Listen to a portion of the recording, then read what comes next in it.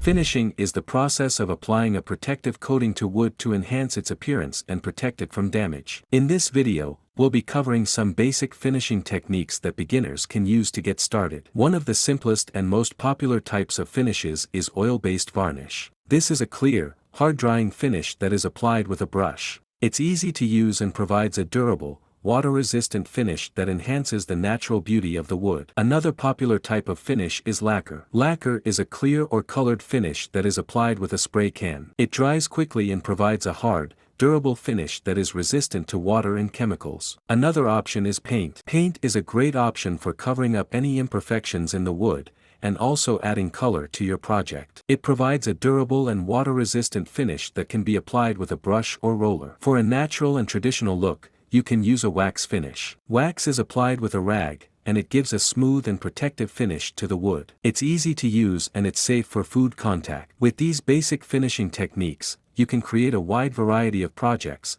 and enhance the look of your work. Remember to take your time and practice to master each technique, and you'll be able to create beautiful and durable woodwork. So grab your tools and start finishing. Remember to take your time, be safe, and have fun. Check the description below to become a master woodworker without ever leaving your home. Happy woodworking!